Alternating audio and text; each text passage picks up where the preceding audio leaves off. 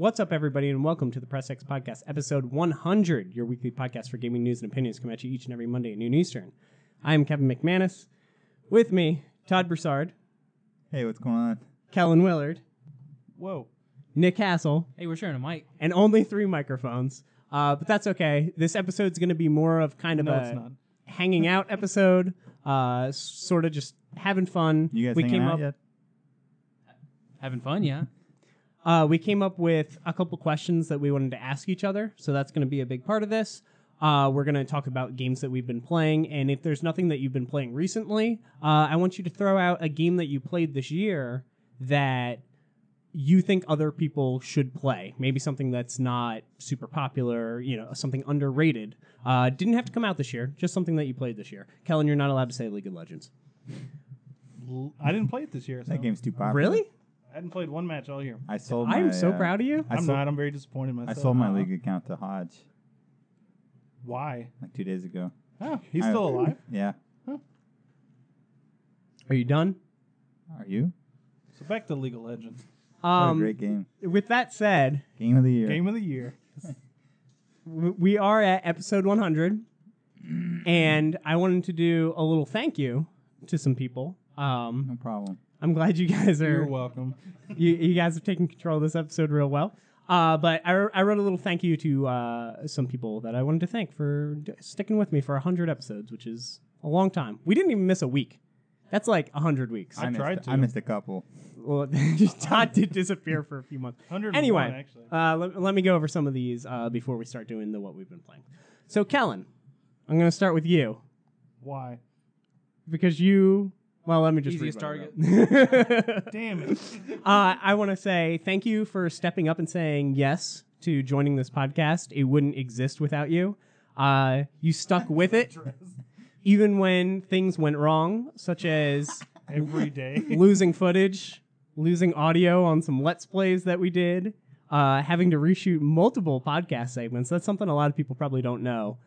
We literally reshot hours and hours of podcasts. The first couple months were rough. Yeah, it was real bad. But this is something that I've always wanted to do, is have a podcast ever since I started listening to podcasts. So without you, I still wouldn't have a podcast, or I'd have a real sad one-man podcast. So thank you very much, Kellen. I guess Leave we my don't mark count. on society. Next up, I'm thanking Mr. Todd over here. So Todd, thank you for helping out and adding the 3rd member to the podcast, even if it was only for a little while. You brought some comedy and a streamer's insight that I wouldn't have had on the show otherwise, and I appreciate you showing up to help out whenever you could after disappearing for quite a few months. I'm back.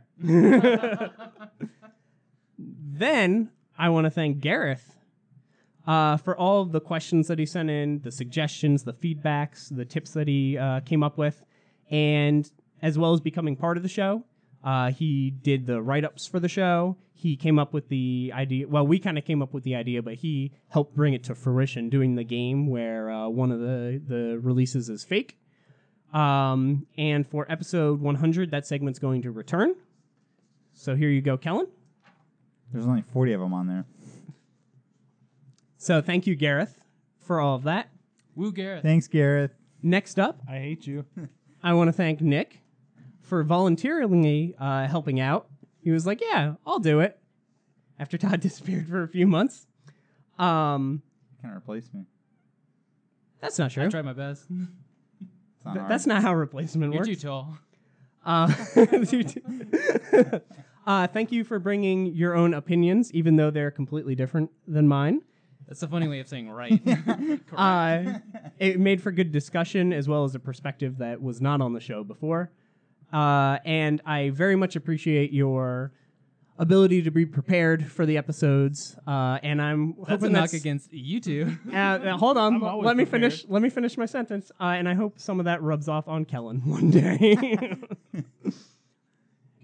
Next up, I want to thank Craigery. For listening to the podcast, and of course for coming on that one episode, bringing us a Switch to try out. Without him, we may not have Switches. Nice.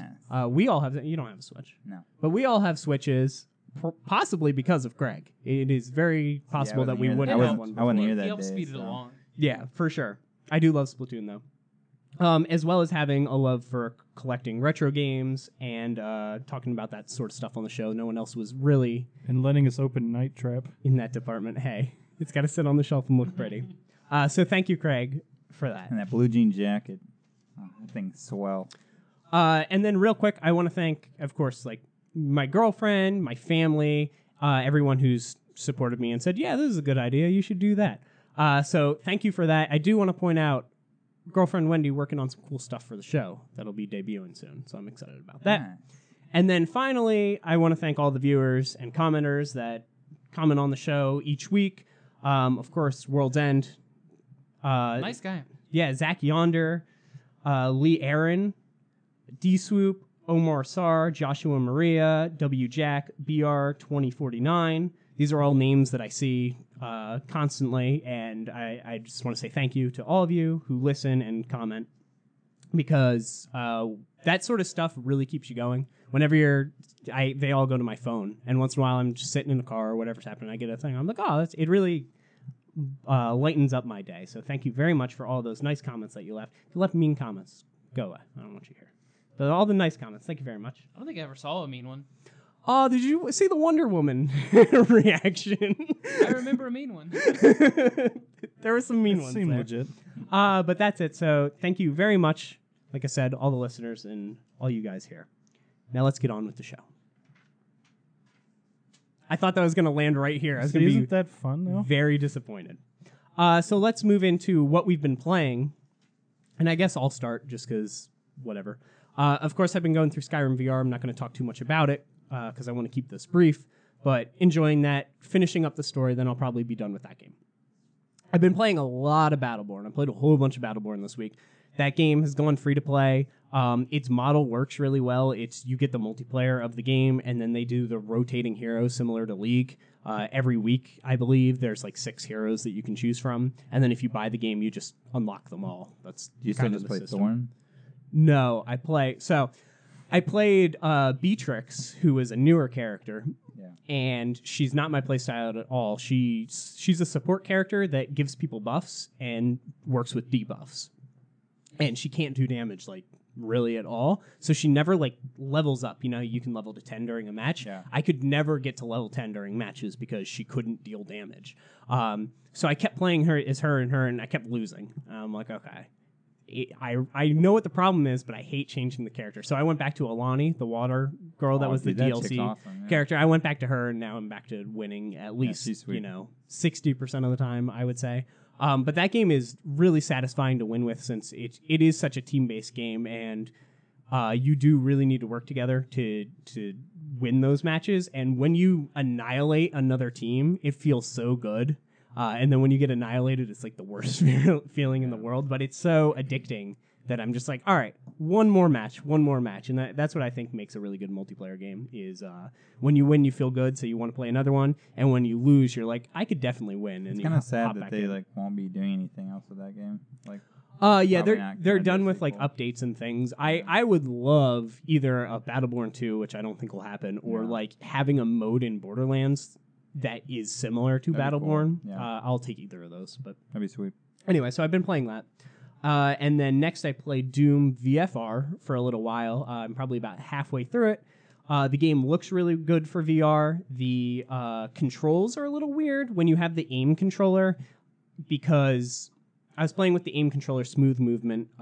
You can do teleporting, you can do all that stuff. It's got the same options as Skyrim, though the teleporting is sort of mandatory for parts, but the game's built around it. And it works really, really well, actually. So I put on the smooth movement, and with the aim controller, it's weird because you want to look down the sights because you have this gun in your hand, and you don't do that in Doom. There's no looking down sights in Doom. So you do it, and all it does is block your vision. So, like, it's a little strange. So I think I preferred playing just with the DualShock controller, but to me, it actually seems like the Move controllers are the best way to play this game. However, I haven't tried that one yet, so I can't speak on that. The story is whatever. It takes place during the last Doom game. I think the opening of it is actually part of the Doom game, and then it goes into the side story. But the gameplay in VR is awesome. When the monsters appear, the music kicks up, and you get this awesome adrenaline rush. They somehow made it so that the things that appear and attack you aren't like scary, like they don't make you jump. Which, just like a wolf in Skyrim, makes you jump when it runs and jumps at your face. But there's some sort of like wind up on the attacks for these guys that makes it so that they're not right in your face and you turn around and you don't want to continue because you keep getting jump scared constantly. So they did a good job with that.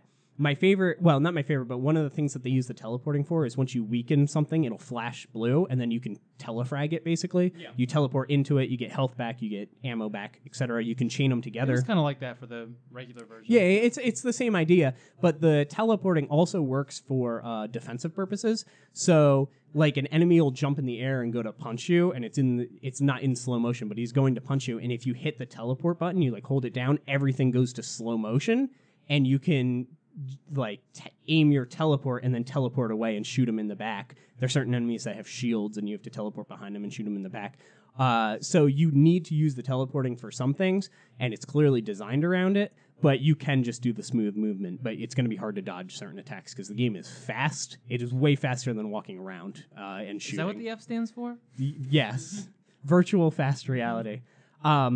But I'm having a blast with it. I don't think I like it as much as Skyrim VR, but I am enjoying it, and there's a lot of replayability in it. There's secret levels. I know you can go to like the original Doom levels and play them in VR, which is going to look interesting, like 16-bit VR levels. I'm excited to do that. And then the last thing that I played this week was Doki Doki Literature Club. So this is a game that kept getting recommended, and I was like, what is this game? So first off, it's free on Steam. So you don't really have an excuse. Go play it. And it's not that long. It's a couple hours long. I expected to play it for 20 minutes. I sat for 6 hours and just beat it because I couldn't stop playing it. So this is a dating sim with some anime girls that you talk to. And it starts out your, I imagine, typical dating sim anime. And then it starts to change a little bit. And it is really awesome. And I at first I was like, I don't like where I think this is going. I thought I figured it out. And I was like, I don't like where this is going. And then it 180'd on even where I thought it was going. And I was like, all right, you got me. I'm on board with this game now. That was really cool. I've already recommended it to a couple other people and they've already beaten it.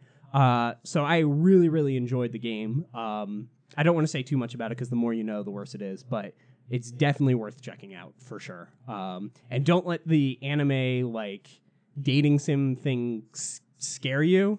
I think it's supposed to. I think that's like part of it. They know that they're making an anime dating sim game, and I think they know that that's a turnoff to people. But people who don't like that genre enjoy this game for a reason. But yeah, it's great and it's free, and I think everybody should check it out, especially at this table. You'll enjoy it. I'm on board. I originally thought you wouldn't enjoy it because of where I thought it was going, and then after the 180 on me, I was like, okay, you definitely enjoy it. Sounds awful. So that's it for me. It's awesome. What have you been playing, Todd? Oh man, I actually haven't gotten a chance to like play a lot of games recently. So what's something this year that you've played that you think others should You play any more Destiny, do you? Yeah, actually, I've been playing a little bit more Destiny too. And I started back RuneScape again like 2 weeks ago. My man. Yeah, and I've actually had a lot of fun with that. It just like kind of brought me back to like my childhood. One of the first like Because that's what it looks like. it your does. childhood. It does look like it came out in like 2001 or something. Super old. Yeah, it's but, the 07 version. Yeah. But I've had a blast playing that Good year. game, and yeah, playing Destiny 2 a little bit more. They've done. I guess I haven't played in like a week, but they've done like some updates on it. So just kind of holding out for the new. The rig. big update's the 5th. Yeah, I'm excited about that. And then probably like a game that's come out this year that I would like recommend playing. Be Paladins. It didn't come out this year, but I've been playing it this year. Mm-hmm. It's like the Overwatch like ripoff. Battleborn. Yeah, sure. Yeah, they all came out around like the same time. Yeah, it was rough for 2 of those 3 games. Yeah, but I've had a lot of fun with Paladins. It's kind of some of like parts of it are really bulky. Like you have a mount when you like die and you spawn back. You're like on a mount to get back, which is cool. So it's a really fast-paced game like the whole time. But that's the only time you have a mount is when you respawn. Is that Like not when the game slower starts. than just respawning? No, because when you respawn, you get to the fight like faster, so you're not just walking back. Oh, I was just runs I you was back picturing in, like yeah. you had to get to your body on a mount to respawn, No, like World of Warcraft. No, no, Your, no. your okay. ghost rides a mount to your body. Yeah, that's what I was thinking. Oh, I was thinking it Very was like sweet. World of Warcraft. Yeah. No, you just die and then you're on a horse when you come back. Ah. And you get to ride into battle faster. So it's like super fast paced game. But I don't know. It just like the graphics are kind of crappy. I don't know. But it's free. I've had a lot of fun with it, and I definitely recommend Is this trying it a PC, Xbox, what, out. It's on everything. It's on PC, Xbox, PlayStation, Switch? Switch. I don't know if it's on Switch. I doubt it.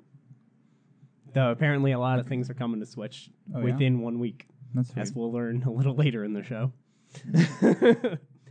Kellen, how about you? Yo.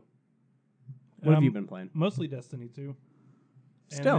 And then I got Borderlands 2 and all of its DLC for like $7.50. Mhm. I love So I that did a game. couple hours of that. That game's really good. That Is game it- sweet? It's a couple years old. I think it's like 2012. But Yeah. It holds up really well because that art style doesn't Right, really Probably one of my age. favorite games. Are you playing game's- it by yourself or with a group? No, I've got a friend of mine I play Okay, with. I was gonna say I heard that game's horrible by It's, yourself. it's boring by yourself, but I have a friend I play with. And he's got like 30 days into the game, so he knows everything and knows Yeah. everything about it. So Just the storyline's pretty fun by yourself. The story's but cool so After far. that, it's pretty boring by yourself. yeah, but that's what I play with. So that and Destiny There you 2 go. and more NCAA football 2014. Great. I have a problem. Wonderful. That's about it though. Give me that mic. I played through 20, I think, hours of Horizon this week. Dang. Did you beat it? No, I did not. The game. I beat it by then. I was going the route of like finish the main quest and then just do the other stuff later if I get time. Because I really That's what I did, minus the finish the other stuff later. I really dislike the fast travel system in the game until you get the free one, or not free, but like unlimited, I guess, fast travel. And then that made me go, okay, I'll play the game now, because I like not really 100%ing, but doing a little bit of the errands and side stuff. Like it all kind of matches together. It doesn't make sense to be like, I'm the savior of the universe, and then there's like this town that's like, help us, and you're like, nah, main quest. So I like to kind of bounce back and forth, and I think I'm fairly close-ish to the main game, and then there's Frozen Wilds after that, and I think that's like 15 hours or something for most people. So I don't know. I'd say 2/3 the way through the game, most likely. And then Friday, I started Xenoblade Chronicles 2 for the Oh, yeah. Switch. Ooh, I How's wanna that? play game. I really dig it. I think the reviews kind of keep it close to like a mid-80s. Yeah. It seems like a lot of people Higher than I thought, are actually. on board and a lot of people are not. So it's kind of polarizing for whatever reason. The big thing for me is that it doesn't look good on mobile or a handheld version. It seems like when you downgrade the resolution in this game, it looks awful compared to like Breath of the Wild, which is arguably better on handheld, Mario, which seems to be fine either way. Yeah. I mean, it's Um, better on TV, but it's fine on handle. But it's weird that it's like that. But I like the combat system more than I thought I would. It's still turn-based. It's a lot like KOTOR, where you select an enemy, hit an action button, and then they do auto attacks. But That's you cool. can do super moves. You can push a button and it'll do a super move when like a bar fills up, sort of thing. So that's pretty cool. And it's all built around like there's an attacker and then someone supporting them. So there's always like a attack support kind of combination. So you'll have upwards of like 6-8 people fighting or Oh, something like that's that. So there's a lot of stuff going on.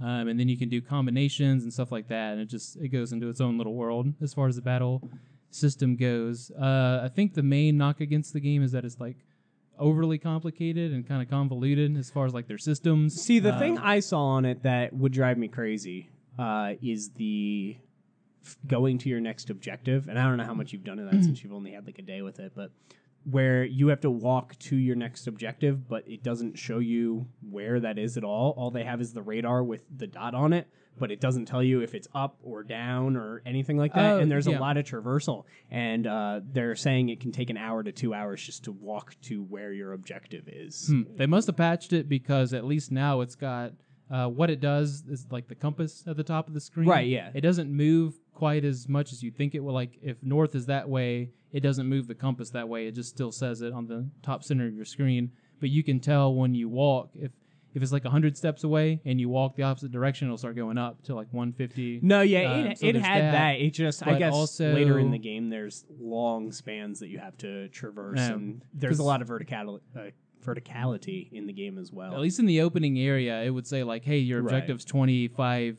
whatever away, and it would have an arrow up or down. So maybe it's different when you get to like levels or something like that. I don't know. But right now, it's fine. It's my favorite single-player Switch game experience that I've done so far this year. And I am curious to see if it holds up. But I like it pretty well. Definitely like the box art and the special edition I got. Really fancy stuff. The music is insanely good. I haven't seen anyone knock the music. In the first game, and X, I had a really good soundtrack as well. So that seems to be unanimous, which is cool. But characters are pretty cool so far. I've got 8 hours, I think, maybe 10, as far as my save goes.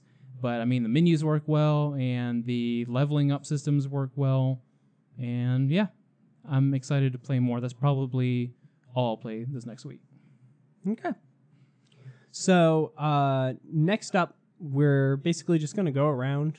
We all came up with questions, and we're going to ask a question, and we're all going to answer it, and that's how that's going to be. We also have some questions from people who are not here to answer, so we'll be doing that as well. I need to pull those up on my phone, though, in case I don't remember them, which I don't think I do. Todd, we'll start with you and your question. All right, so my question to you guys was, what is the worst game you've ever beaten? Worst game you've ever like, played through it? finished. Yeah. Do you know yours? I do. It's actually Battleborn, but it's not the multiplayer. It's the single player campaign. Well, this episode's done. Yeah. This campaign's fine. No, that Yeah, it game, is. No, it's awful. Oh, it's fine. It's not good. It's like way too easy. Didn't die once through it. Did you play it on the lowest difficulty? No, I think I put it on the normal. Because I know there's a trophy for beating it on the hardest, and it's like 0.1% of people have it. Oh wow.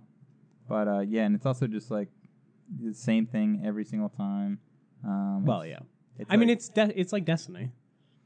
Yeah, kinda. Except there's like zero storyline to it. Like they're like trying to have a storyline, but nothing's really going on. I don't know. It just kind of sucked. Definitely got more story than Destiny. I know mine like right away. They jumped right at me, and it's things that I've talked about a lot. So I'll just go ahead and go through my spiel again. First off, Life is Strange. I don't like that game at all. I beat the entire game mostly to get the Platinum Trophy. I lost interest around Chapter 1, and I was just like, this doesn't make sense. The powers don't make sense. The characters are all very unlikable. Like, and they try to like introduce situations where you're supposed to care, and then they explain why you should care later. And I'm like, I don't know this character. Why should I trust them? Just because my main character says that they're a friend or something? Like, I don't know. It did a lot of that where you didn't learn about the characters, and they were already trying to make you make choices. And I was like, I really don't like care. the start of the game though, because it had sort of like a Mean Girls, like high school kind of rivalry. Like the rooted first click sort of thing. open it where you're going through the school, like first 30 minutes. Yeah. until you get to like the bathroom in the beginning, and then as soon as she uses her powers, I'm like, this is dumb. I argue her powers don't make any sense and still don't make any sense. Well, yeah, they turn them on when they want to and turn them off when Yeah, they want they to. just randomly shut them off. Sometimes whatever. she can teleport and it matters. Sometimes it doesn't. Like, Yeah, I don't know. It drives me crazy. I wish you could turn me on when you want to. Damn. So yeah, that's my first answer. And my other one is BioShock Infinite. I talk ad nauseum about that. That game's systems don't make any sense. The way when you earn money and you need it to upgrade all your stuff, but if you die, you lose your money, so then you can't upgrade and get past the part that you keep dying on. Like, none of it makes sense. The world is horribly built for a shooter game. Like, it's a very interesting world until there's a fight, and then everybody disappears and it just becomes a shooting gallery. Just everything stops. It's very abrupt, and you can tell that game went through many, many years of trouble development. So, I did get the BioShock collection though, and I'm looking forward to not playing Infinite. So, I'll play the first and second one again. But those are definitely my two that I can think of. Like, I've played games that are mechanically not great, like Lollipop Chainsaw and stuff, and I beat those. But like, I didn't. As I was playing the game, I didn't like hate myself like I did with Life is Strange and Infinite, where I was just like, I don't even want to do this. But it was during the time when I felt like I had to finish every game I started. So I'm over that now. How about you, Kellen? Life is Strange was pretty bad. I finished that one just to finish it. Yeah. I didn't hate it as much as you did, but still not a very good game. But a point Todd made earlier about Destiny. When I finished the first Destiny, that's probably the most disappointed I've ever been in anything. Because there's like no content to it. I didn't think about that. The first Destiny. The very first yeah. I hated the campaign. I really, didn't hate it. I just wish there was a it was campaign. really stale, yeah. Yeah, there was I felt like I nothing there. didn't like achieve anything when I was done. Yeah, I was like, I didn't think about that. this was a waste of time. I'll just go play the multiplayer. I'll go play the Crucible. Like, yeah, and now playing the second one makes that game look terrible. it does. That game looks so bad compared to the second one. So probably the first Destiny, as far as campaign wise, because Yeah, the that's multiplayer is fair. good. It's got great mechanics. It just there's no content. Very upsetting. Yeah, there isn't. But Life is Strange is pretty bad too. I agree. I might have said this answer before. Mass Effect 3. I had the biggest thrill ride of a lifetime through the first 99% of the game, and then that last area hits, and I have never felt that bad in my life. I can't believe how much you don't like that ending. Oh, yeah. It's unbelievable to me that, especially because it's your favorite series, right? Yeah, Like, yeah. completely. And you have such a hate for I do. a section in It something is that you like so actual, much. like, seething rage. Even though it's just all pain now. Yeah, like... It's definitely it's like a mood killer. Well, that's the problem is that I liked it so much. Yeah. I think if you just kind of casually wrote in, or if Yeah. you got to play 1, 2, 3 simultaneously and didn't have that years That'd of be like really hard. didn't play that like yeah, well back to back, I guess, to be fair. But if you didn't have that years of anticipation, you're like, oh man, I bet it's gonna end like this, and you're talking to Yeah. your friends who like the game. It's like, no, dude, it's gonna have this, Yeah. and then it gives you that, and you're just like, oh. I can see that for And sure. there's like a dark void in my soul now. I'm trying to build back up. Andromeda didn't quite do it for me. But other things, I know one that gets a lot of spite from people who like Metal Gear, but I don't like Metal Gear Solid 3. I struggled to make my way through the end of that game. You don't like when your Ooh, food goes rotten actually and you thought can't about eat that. it? I actually thought of my answer when you're done. Mhm. Good. You better change yours. Um, It's a horrible answer.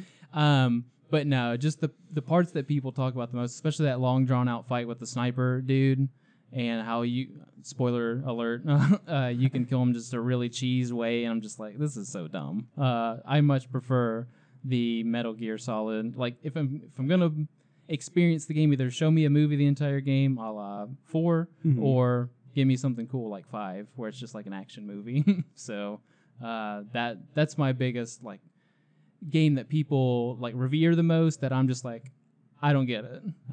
It's fair. And I didn't finish Breath of the Wild, so I can't hate on that one for this question. So my actual worst game was Dragon Age 2. Game is freaking trash. That one has moments though, but yeah. Yeah, but just like, I don't know, like you get attached to some of the characters, but just like the mechanics and It's like the fact that you play start in of the it. same city over Yeah. and over and Yeah. over and over and over. And like the first game was so freaking good, and then they like And Inquisition after it. yeah, it was so freaking good. But that second one, oh man, it's nothing like either of the other games. Like story wise, content wise, mechanic wise, I don't know what happened there, but it's really bad. Is that all the same team?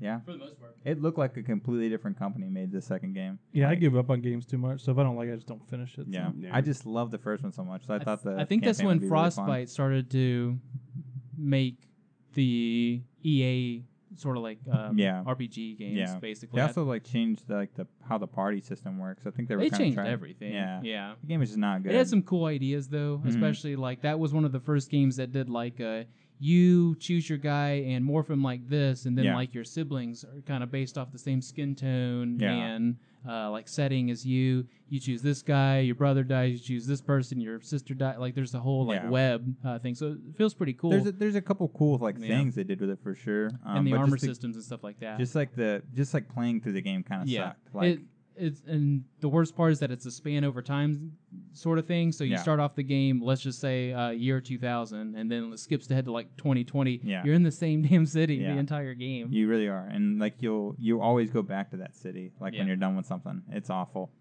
Yeah. Game's really bad. Did you play this game? Oh yeah, Did you enjoy it? the first about 3 hours. Did you Yeah. beat it? Yeah, Oh, okay. I didn't hate it though. It's all right. I at least finished it on like. I almost Inquisition. bought it. I think it's the same thing as Nick though. Like Dragon Age is one of my favorite video games, and I played it the multiple dumb times. part is and- that for a while at least, when they were going back and forth, it was Mass Effect, Dragon Age, Yeah. Mass Effect, Dragon Age. It was not the same team, Yeah. but like that's how they devoted their resources. And the thing that people hated most about Mass Effect 1 was that when you went into a bunker, it looked the same every Mhm. single time. So when they get to Dragon Age 2, all the caves, all the cities, They all the all houses, look they exactly the look same. the It's exact crazy, same. yeah. So it was like the major complaint from the first game or the game that came before it got into this game somehow. And it's just Mhm. like, what happened? And it's like, I don't know, whatever team did like the first story just looked like they had no like mess with the second game. Like it was weird. That's a good answer. Yeah. Nick, what's your question? Had to look it up because I almost forgot it. What do you personally get out of video games that you don't get from other forms of entertainment, like TV and movies? Other forms of entertainment and storytelling, so books included. The easy answer is interactivity, choice, but as well as immersion. I know people can be immersed in their book or immersed in their TV show or whatever it is, but just the fact that every time a different person plays the game, they're going to respond and react differently to different things, as opposed to something like a movie, which is on rails. So they almost force you to try and feel this way, and it either works or it doesn't. I feel like games, you have a lot of in between that can scale differently and affect people differently, and that's why they're my favorite. I like games way more than movies or TV or books or any form of media, and it's just, I don't know, it just speaks to me the most, and I think it has a lot to do with that sense of discovery and control that you have in the medium that you don't get literally anywhere else. For me, like when I'm watching a movie or TV show, like I can only watch it so long without getting bored. When I play a video game, I'm constantly moving my hands and I'm constantly doing something and like, achieving something, or I'm like competing against somebody else. So just it's, I don't know. It's a lot more entertaining to me than watching like a movie or a TV show or reading a book. I don't get bored and I don't get like restless while I'm doing it. Yeah, That's it's more true. involved. Mm-hmm. Yeah, you're definitely more involved. If you're talking about like multiplayer stuff and not the so much storytelling aspect Yeah. of it, if you're just like doing something for fun, playing a game, you have that advantage of like, setting mini goals and trying to accomplish them and things. Yeah, it's probably the best way to tell an in-depth story now is through a game. It's hard to get to know multiple characters in a short movie, or it'd have to Yeah. be a very long TV series. As Or in-depth as- expensive TV or, series. or very expensive, which a lot of people won't do. So Yeah. that kind of thing. I like that kind of story aspect to it, and control. Everybody likes to have control over what's going on. Mhm. And I like that you can start and stop kind of at will with most single player games. You can literally pause it or turn it off, like Or come leave back your to- PlayStation 1 on for a day yeah, or two and just come leave back to it. Yeah, my PlayStation stays on most of the time, so Yeah. like just the replayability is a thing. Like some movies you can only watch once and you're done with it. Like I Yeah, don't know, it's just- cool that you can like play a game through multiple times, and it can be like a different experience every time. but Sometimes if I it's- watch a movie or read a book, it's going to be the same exact thing every time I do it. Yeah, some movies I can rewatch, but like the first KOTOR, I play it almost every year Yeah. and it's the same just about every time. It doesn't matter. Mhm. There's different fights I do differently. Just Yeah. one of those things. Yeah, you get experimentation that you don't get Mhm. Exactly. elsewhere. Mine's kind of like a blend of all those. I think first off, characters are a lot better in video games now.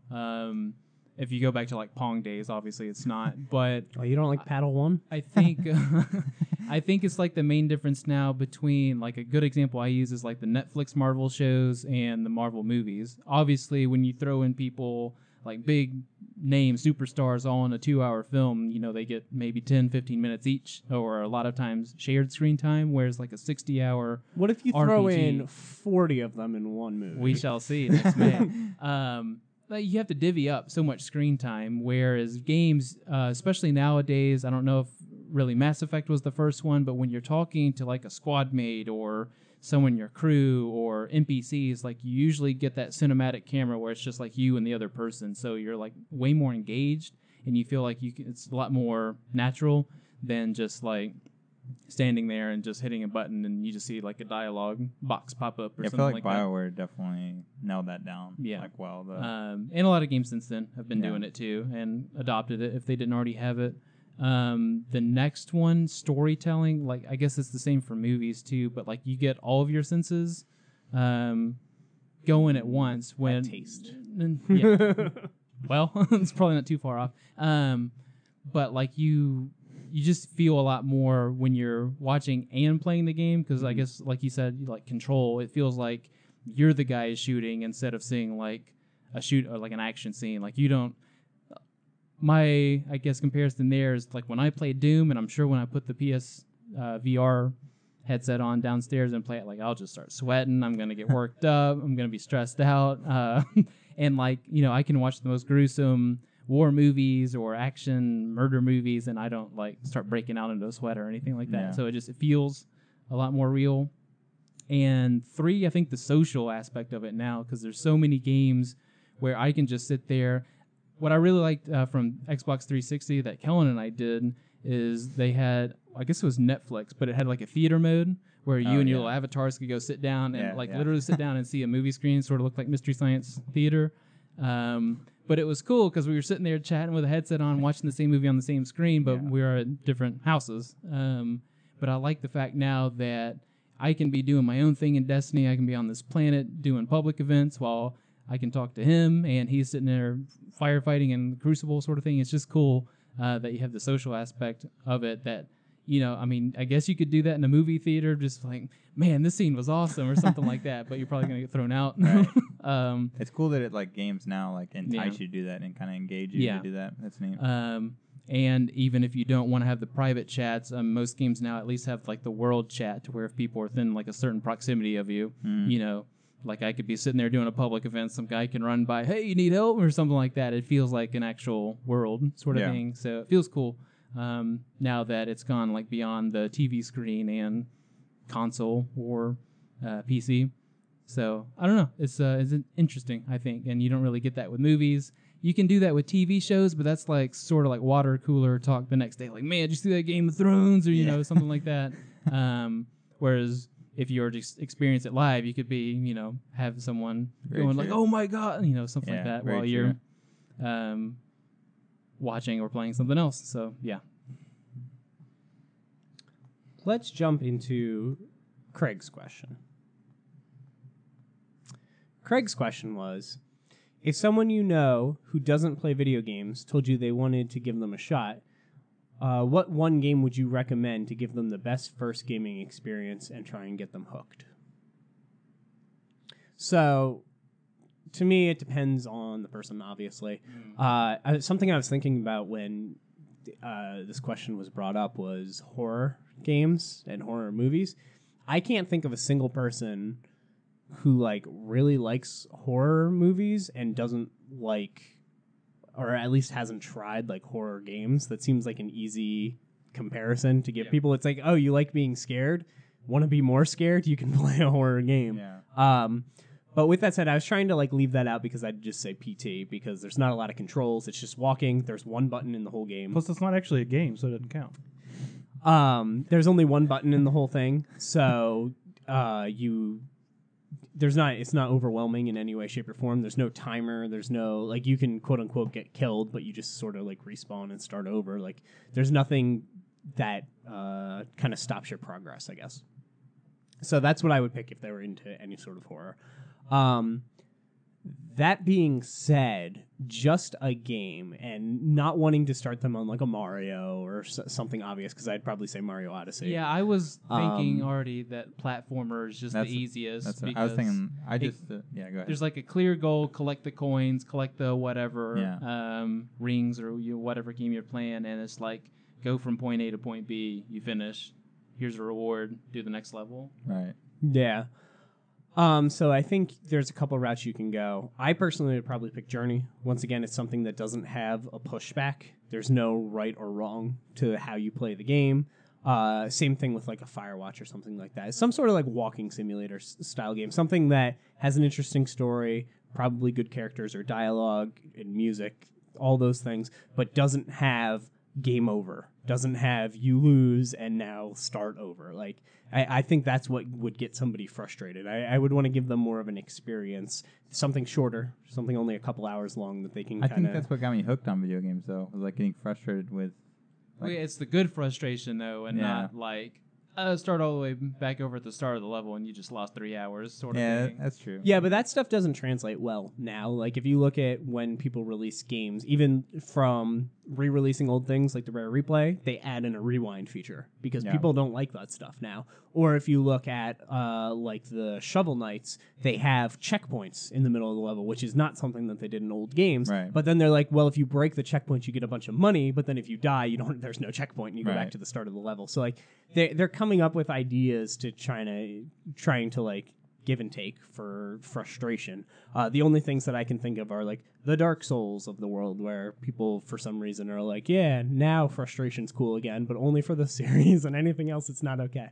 But yeah, I would pick some sort of like teeny experience, Unfinished Swan, things like that, I think. I know my answer, so I'll jump in. Rocket League.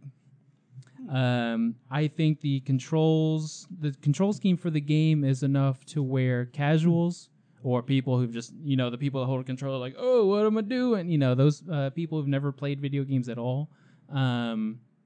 There's enough, it's simplistic enough to where people like that can pick it up and they can hit A or whatever button to do a boost and hit the ball into the net, and they did it. And there's also enough wiggle room in there for people to be professional at it, aka esports, which is, that's doing well for itself. Rocket League is. So there's enough between the casuals and the not casuals in there, and there's enough to like. There's not really a game over. There's you lost. You didn't score enough goals to beat the other team. Yeah, it's like but a sport. I think it cheers you on to be like, I could have done that triple backflip and flown across the ring and hit the ball into the net. I can do it next time. So there's enough to kind of push you forward and want to get better. And it's good because you can split screen it, or you can play online co-op, whatever your situation is. So they can play by themselves and get a little better because there's single player. I think there's like a tournament mode or something. So you can have enough fun on your own, but then you can join up with your boyfriend, girlfriend, friend, whatever, coworker, and you can play on a team. And then there's the social aspect of it, like I was talking about a minute ago. Multiplayer does help a lot. So that's what I was thinking along the lines of, but the only other reason I wouldn't list like a standard couch co-op game, so like Castle Crashers and whatever that PlayStation one was that we Dragon's Crown, is that stuff kind of like you need to be into medieval or you need to be into kind of whatever's going on, and those games can get kind of tough sometimes with like boss fights. But There's I think also a lot of like menus and stuff. Like I wouldn't want to recommend like Persona, even though it's a great game, just because it's a little overwhelming. And the thing that I do like that RPGs are starting to do now is that they have a story difficulty. So there's like hard, medium, or hard, normal, easy. But now they're starting to add in one below easy that's called story mode. And it's almost like you can't die for the most part, unless you fall off the level or something. But like it makes it super easy, and you like one hit most enemies. Bosses are like 10 hits and they don't kill you, sort of thing. There's like potions raining out of the sky. So I think that's like the second step or the next level, I guess, of once you already got the person hooked on. So that would be kind of beyond that. But yeah, I think Rocket League kind of does everything, and it's competitive, so it makes you want to get better. Sort of like the old games in the arcade had like the high score at the end, so you'd be like, I want to beat the person. And there you go. And it's got a really good soundtrack. It does have a pretty good soundtrack. I think it very much depends on who they are. Right. Like with somebody I know that plays sports, I would go fire up Madden or something. Like just get them used to a controller. I thought about Castle Crashers also because co-op makes everything better. And if I'm there, I can help them navigate menus and whatnot. But I think it's more depends on who they are. I think two really easy answers that, once again, it's almost unfair, the Mario stuff, but the Mario Karts and the Mario Parties Kart, yeah.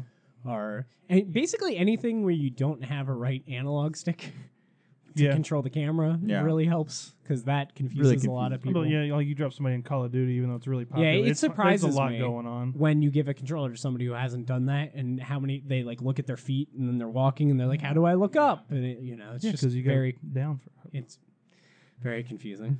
Yeah, something with simple controls. It's easy to say go here, go do this. So, like I got started on racing games, so it's kind of easy.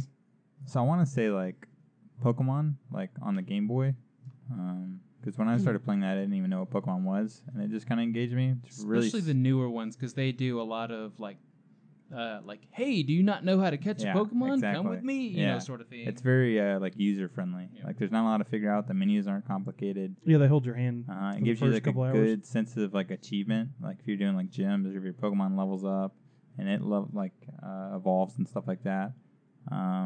And it's kind of fun too, you know, like you're catching all these like new kind of creatures that put you in this like new world that's been created.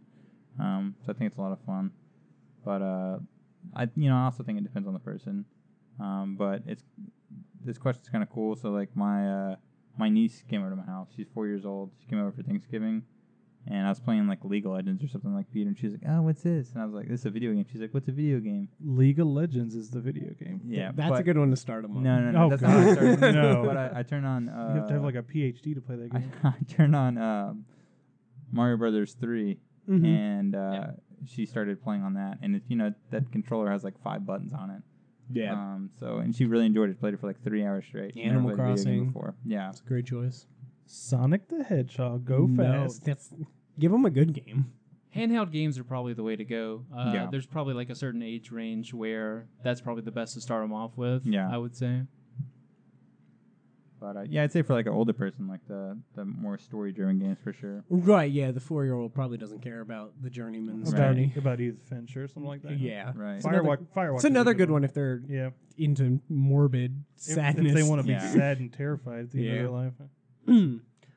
All right, let's do another question from here, and then we'll do your question. I got like one more thing to say about this, but like I got Oh, my go ahead. girlfriend. She's not like heavily into playing video games, but I got her into playing video games with like games like Just Dance or like Wii Bowling. Oh, that's another good. Oh, Wii Bowling. Yeah, that's like Wii Bowling there's is a the whole ultimate generation way. of grandmas that have only love played Wii Wii Bowling. Bowling. But I mean that got her playing into other games with me, like Rocket League. She's tried that out, like playing with me. So I think that those are good like intro games, like very interactive ones. Also, the Telltale games are probably pretty good too. Yeah. Earth I agree Defense with Force because co-op. All right, we're done here. Next up, Yuri has the question of what is the best survival horror game you've ever played and why?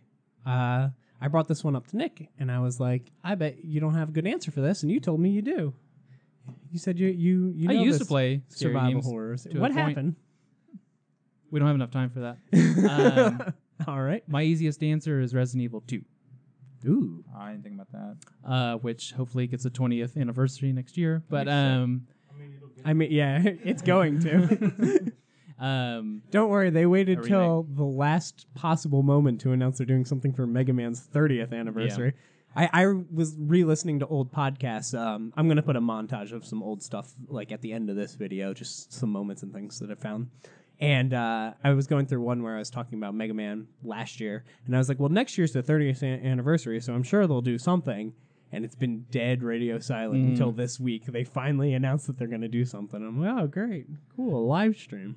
I picked Resident Evil 2 basically over 1 because even though 1 was awesome because you were trapped basically in a mansion, so it felt a little more classic, I guess. Resident Evil 2, at least at the time that it came out, and what I had experienced, I guess, in movies and TV and whatever at that point, that was the first time it was just like a city is under fire from a zombie outbreak. I used to watch the old like George Romero sort of stuff, so there was that sort of zombie apocalypse stuff going on. But this was the first time it was a game, and obviously what we just talked about a few minutes ago, like having control over it, you feel like you're the cool character, going through the police department and all these other places throughout the city with the zombie outbreaks. I mean, it's like buses flipping over and catching on fire, like it was crazy, I feel like it Also brought in a bunch of new enemies. The dogs, God bless them, still one of the worst things in the games. And like the liquors and all this stuff, and the cool new boss man enemy. Kellen's a big fan of the liquor. Not if you played. But yeah, and they had all the cool weapons, and I really liked. I mean, the first game had it too, but swapping between the characters that they gave you on there, and I felt like the characters in 2 were a lot better than the first game. And obviously, people like Leon have made it into future games, so he's one of the faces, I guess, of the franchise. So that was cool for his first. I mean, so is Jill and Chris. So. But yeah, I like 2 a little bit more. I was a little bit older, so I could appreciate it more. I think it was a lot more gruesome than the first game, from what I remember. I can only think about Remake when I think about the first game now. But yeah, I'm looking forward to it too. So that's pretty cool. It hit a sweet spot age-wise and like maturity, and like I said, I hadn't experienced anything like that. That was just like this whole city, Raccoon City, is under siege by zombies, and go fix it. Do you have an answer, Kellen? Yes. What is it? There's about one that I've played. Okay. Because I really don't care much for this genre, but so it must be the best. What is it? Until Dawn. Oh, okay. Oh, yeah, that's a good I one. did really like the game, mostly because of the story, and again because of the way we played it, where we each took a couple basically and just tried to get through it. That was a lot of fun. Yeah, that's true. Like, when I think survival horror, I think a very specific thing. But technically, in that game, you are trying to survive because there is a consequence for dying. And If you fall off the rock, you will break your neck. and Kellen found a lot of consequences for dying. I did better than some people, Kevin. So That one wasn't my fault. it was your fault. Somebody threw the controller. It was a your whole- fault. It was a whole ordeal. So that's about my only one. It's not really my style of game. So That's fair. That was the first game I did motion capture for as well. So go out and buy it. Todd, do you have any answers for this? I think the first Silent Hill game is probably mine. Mm-hmm. It's like I like that answer. first. Like I played a couple of those like horror survival games, like Resident Evil 2, but they didn't really scare me. It just kind of felt like I was like. So you go more on the horror end. Yeah, Okay. yeah. I think like the horror end, like Silent Hill was the first one that like kind of creeped me out. Mhm. Yeah, it's storyline's very really eerie. creepy. Yeah, the music's very creepy. And there's like jump scares, but just like like something walking toward you, you're like, oh man, that's really creepy looking. Hope this doesn't see me, you know. So that was really cool. It like kind of kept me on the edge of my seat the whole time I was playing it. And I played it, when I was pretty young. So Right, yeah, that helps. yeah. That helps make it a lot scarier. I remember when I played Silent Hill 1 and Silent Hill 3 separate times, not simultaneously. I was playing them, and as a kid, I was so freaked out. I didn't even want to open doors because I was didn't want to scared. go to sleep when I beat I was it. scared of what was behind them. I was like, Yeah. I don't want to do this. That being said, my answer is Silent Hill 3. I think it is a great survival horror in that you need supplies to survive. You can kind of screw yourself, similar to Resident Evil. Like if you use too many saves or something, you're going to have a lot of trouble later down the road. Same idea. Inventory management, the game. Actually, Right, yeah. Silent Hill doesn't have inventory management, but it has search for bullets. Yeah. Or, and there's something really cool in Silent Hill 1 that I thought was neat, where if you actually get to the final boss without ammo, you can show him that you don't have any ammo by shooting all of your guns, and it commits suicide. Like, that's how you win if you got there with no ammo. That's cool. And I thought that was neat. But yeah, Silent Hill 3, it has a really likable character. You're playing as a teenager who is vulnerable, yet kind of arrogant at the same time. And I think that works as a main character for a horror setting. And then I just, the monster designs as well as the music is phenomenal in that game. And then it's, I think, just the best version of the typical Silent Hill formula. I think 3 is actually better, but I just have like better memories of being scared of 1. 1, yeah. Yeah, I didn't play 3 till years after it came out. Another game that I talked about I've talked about it on the show at least, is Haunting Ground, and that's the successor to Clock Tower. I just really think that game is super special and really good, and it's unfortunate that it is so hard to get a hold of. I wish they'd do a re-release of it. But you basically are trapped in a castle, and you're being chased very horror The one we movie played style. together? Yes. Dude, that game was awesome.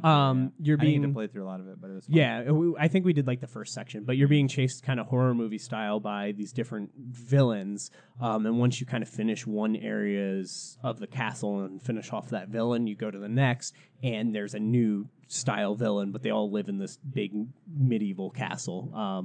What was the one we played where I broke the audio?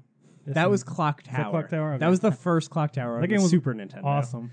No, this is on the PlayStation 2. No, that game it's was a little awesome. bit different. It's much better. But the thing that I really like about Haunting Ground is that you can do things like open a door, run to the other door in the room, open it, and then run and hide in the room. And the thing that was chasing you will go out thinking that you went through the other door, and then you can, make a U-turn. And there's almost cut it like back. this like clue aspect to it. Like you're trying to figure out basically like who did it, like almost. There's definitely a mystery to it, and it's got really disturbing like undertones in it. But I think yeah. that adds to the horror. Like That's that, cool. it works really well. I really, really enjoyed that game as somebody who played it this year, last year, recently. Yeah. And it's got like It held up really a well. very creepy like beginning to it. Oh yeah, it's very disturbing. It is. Another one, if I had to go more on the horror end of the question, I would have picked Condemned. That's probably my most recent one, and that kind of slides under the radar compared to some of the bigger Is that names. why you don't like horror anymore? Is it No, that game? it might kind of be close. But the cool thing about that game is that it's got a lot of like CSI, like you're a detective basically, and you're trying to follow clues and stuff, but you're sitting there scanning the ground for like fingerprints or footsteps or something like that. And then like there'll be a noise that rattles, so you're just like you're focused in on like looking for the clues and following this stuff, and then like something moves, and you're like, what was that? So it's got a lot of that like jarring stuff, and then you'll turn back around to look at the stuff on the ground, and there's something standing there, and you're like, oh, okay, power off. And it's got some real creepy scenes, and I keep saying that once you play through it, you'll probably be like, okay, Yeah, I won't make fun of you as much anymore. I'm going to. Because it's tough in some spots for me. So Yeah, I couldn't even like hardly play the demo of was it PR Silent Hill demo? PT. Oh my god. Yeah. Public relations game. Dude, that game scared I the mean, crap out of they me. needed it after that. That would have game. been a much better game than PT. That game's so creepy. Yeah, it's really good. The sound design in that game is what does it. It's so eerie. It's like It's terrible. I still to this day have not played it with headphones. I refuse. Oh, yeah. I played it in VR for Why not? 4 seconds and took I it guess off. some That good would freak headphones me you out. could I was try. like, I with it. can't do this. Another one that like, if the question is best, my answer is Stand. But like the game that actually scares me the most is Silent Hill 4, which wasn't originally even a Silent Hill game. But there's just, certain things get to certain people. And something that's always like weirded me out is the white noise on a television in the middle of the night. Like the TV just randomly turns on So thing. Persona 4 scared the crap out of you? Oh man, it's so spooky. To be fair, Persona 4 has some spooks, but yeah, like the white noise turning on and like them unplugging the TV and then the TV still turns on later, stuff like that. The Ring. Yeah, I watched that recently, and that movie's better than I remembered. But anyway, that's something that is very dominant in that game, as well as they have like a safe space for you, and then halfway through the game, it's not a safe space anymore, and there's just monsters there and stuff like that. So I that's the game that kind of scares me the most, but it's not the best game because it's got a couple of mechanical problems and things. All right, Kellen, what's your question?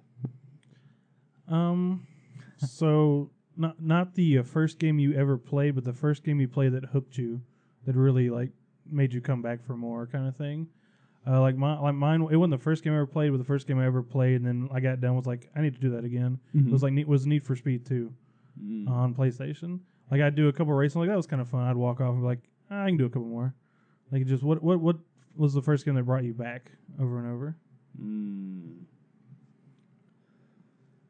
Go. Mega Man 3. So, I know I have early memories of playing things like Tetris and Pac-Man and all that stuff. Mega Man 3 in particular, I only owned 2, 3, and 6 as a kid, but 6 was mine. 2 and 3 were my brother's. So I played them with him, and I really enjoyed it. So I got Mega Man 6, and that was the mission, was to beat Mega Man 6. So that's the one that I really went back to. I have memories of playing it at, I don't know what time in the morning or at night it was, because I was a kid, and you have really no concept of time. I want to say it was 2 a.m. It could have been 11 p.m. I have no clue. But I just remember there was a specific boss that I've never beaten. I mean, I can beat him now, but as a kid, I never could beat him, and I kept going back and getting to him, and I could never do it. And the one time I was about to do it, my mom came in because it was late, and she did the whole stomp in and unplug the console, and I was like, no! And I thought at that moment I was never ever going to finish that. So that's like a memory that I have of a game that I kept coming back to and had a desire to beat. Would be Mega Man 6, because that was also that I know my first personal game like that I got for Christmas, I believe. Yeah, I think Need for Speed 2 was the first PlayStation game I got that was mine. Mm-hmm. Like I had an Atari, but it was my dad's. Right, yeah, I a bunch didn't of my have games were my brother's, but yeah, it was my that dad. game was mine. My sister was the one that actually bought Tekken 2, so it wasn't mine. Ooh. But the Need for Speed 2 was mine. So You want to go? You can go. Teenage Mutant Ninja Turtles, Turtles in Time, specifically on the SNES, even though I pretty much grew up in arcades. So you can count either or. It was a sweet arcade game. It was a really good arcade game. But I think it was like I just tried to look it up. I think it was like 92, so I would have been 4 at that point. But I don't think I got it on release or anything like that. But I think it was either my dad or my uncle or someone just kind of was playing it, and I was just like, I want to play. But the Turtles game, so that and the first one on Nintendo, the really difficult one. For some Just reason, TMNT. yeah, for whatever reason, when I was a kid, I played really difficult games. So like Crash Bandicoot, Battletoads. I think games were just really difficult when we were kids. Yeah. But I loved them for whatever reason. I guess I was pretty good at them too. But Turtles in Time was the first one that hooked me. I was big on Turtles when they came out. Had all the toys, so it was just natural for me to like. I feel like that's the easiest hook is a licensed product when you're a kid.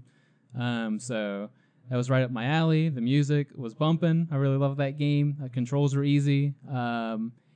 It was pretty difficult, but I feel like I kind of got the hang of it, and people who were playing it with me were a little bit better than me, at least at that time. So made it through without hitting like 20 consecutive deaths and then being like, fuck this, or whatever. Yeah. But that was the first one that hooked me. Turtles in Time. So I think the first game that hooked me, it was when the Xbox first came out, and my parents got me an Xbox for Christmas that year, and I was like, oh man, this is awesome. And they got me, got it for my brother because he really wanted the game. But I played it a lot. It was the first Halo game, and I freaking loved it. fair. I sold my PS2 so I could play Halo. So it's fair. Man, it was like the greatest thing that's ever happened to me when I was a kid. I would be thinking about it all day in school, and then I'd come home from school and play it. And then when I started playing the multiplayer, I was like, oh man, this is the greatest thing ever. And then we'd meet up at our friends' houses and have 3 Xboxes hooked up together playing Halo on different TVs. Oh, such a good game. Such a cool experience.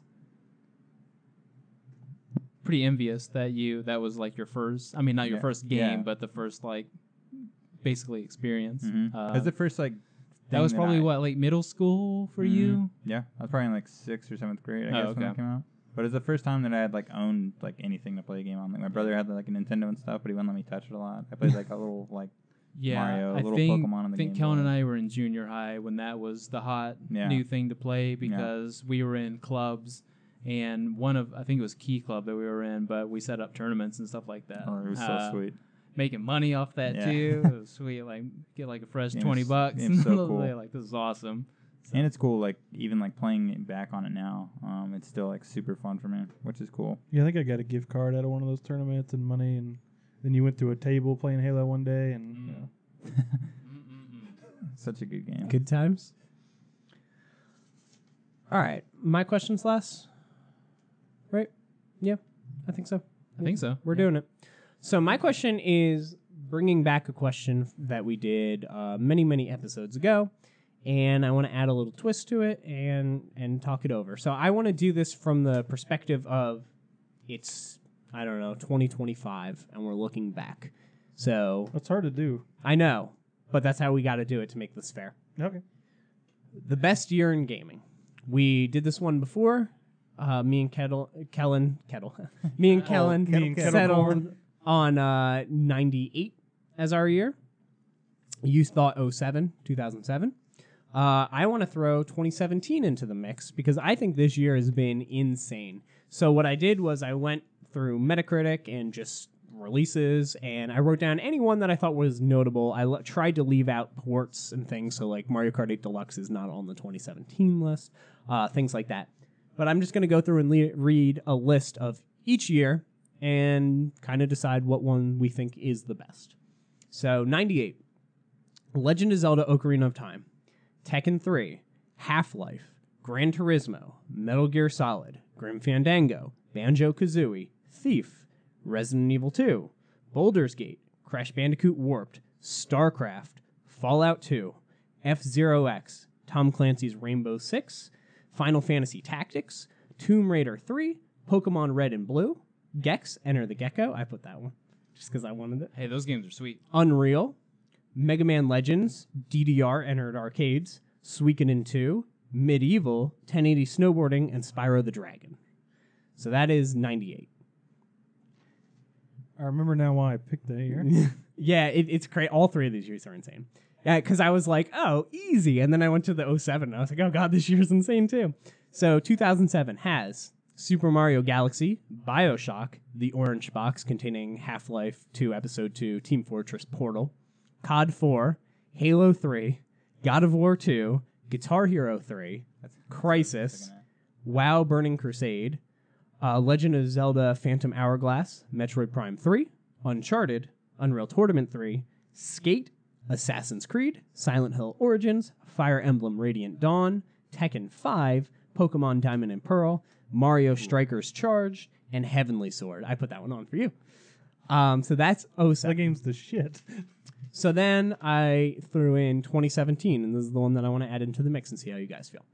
Legend of Zelda Breath of the Wild, Super Mario Odyssey, Divinity Original Sin 2, Persona 5, What Remains of Edith Finch, Horizon Zero Dawn, Injustice 2, Tekken 7, Nier Automata, Cuphead, Wolfenstein 2, Nex Machina, Neo, Resident Evil 7, Metroid Samus Returns, Destiny 2, Assassin's Creed Origins, South Park The Fractured But Whole, Pyre, Uncharted Lost Legacy, Splatoon 2, Gravity Rush 2, Crash the Insane Trilogy. I let that one slide because that's a pretty big remaster. Hob, Skyrim and Doom VR, Gran Turismo Sport, Xenoblade 2, Pokemon Ultra Sun and Moon, Danganronpa V3, Friday the 13th, Fortnite, PUBG. You counted PUBG? It's supposed to come out December, so it's supposed to come out at the end. So of I wasn't 2 in the weeks mix or for this something. original one, but I was just looking it up. It's one of my favorite games, and it's 2007. So I would agree with that. 2007. What? What? What was your game? God of War 2 is like A bunch of those games. But, a bunch of those games like God of War 2, Skate, Halo 3. Mm-hmm. It's a great year. Portal, the Zelda that came out that year. I can't remember what it's called. Just a lot of Phantom good games. Hourglass. Yeah. And then the Pokemon Diamond. I put like 250 hours in that game. Like one of my favorite Pokemon games. Yeah, it's tough. But this year, like, there's been a bunch of like good games, but there hasn't been anything that I've been like, oh my gosh, this is insane. I put like more than 40 hours into for me. I put more than 40 hours into almost half the games that I've played this year. I don't like know, a lot of games. Nier, Persona, Yeah. Zelda, Mario, Splatoon. I put 90 hours into Splatoon 2. Like I played like the one match, and I was like, oh, I never have to play this game again. Or Tekken. I played like the first hour of Zelda, and I was like, okay. Yeah, I probably put a solid 30 hours on Splatoon 2. But yeah, talking to the front of them. I don't want to. All right. Yeah, like Horizon, P5, Destiny, I'm probably at 40 hours. Mm-hmm. There's a couple games this year I've done that. I mean, I don't think I've any of these are platinumed a whole bad bunch games. of these There too. just haven't been games that like, No. I'm like, oh my gosh, this is one of the greatest games P5 I've and played. Horizon, I think I'll look back on pretty fondly. Yeah. I'm gonna look back fondly on Zelda, Mario, Persona, What Remains, Tekken. This is the best Tekken, I think. Nier, Resident Evil 7, I think was a great reinvention. That being said, Resident Evil 2 was in the other year, so that's a little rough. Lost Legacy, Splatoon 2, though I think Splatoon 1's better, so that hurts it. Gravity Rush 2, obviously, I love those. Yeah, it's a crazy year.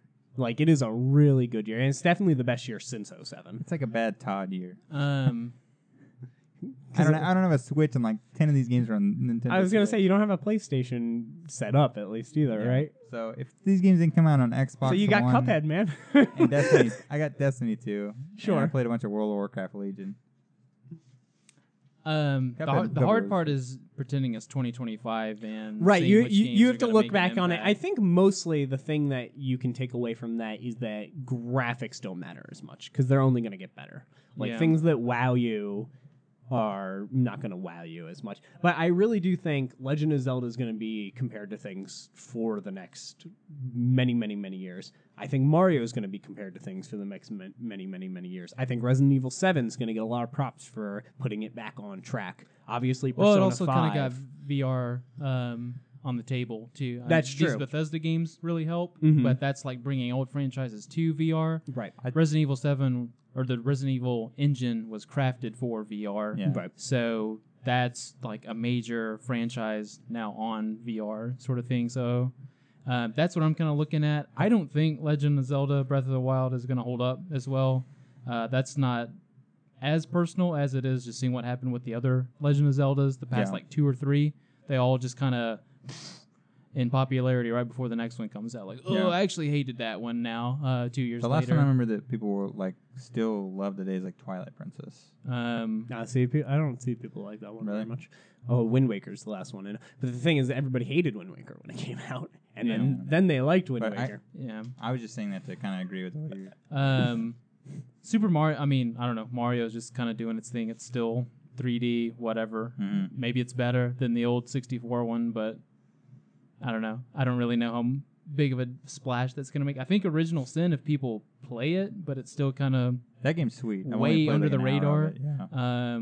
Obviously with some of these big name games, and I don't think it was on many of the polls, at least for the Game Awards, except for like Best RPG, maybe.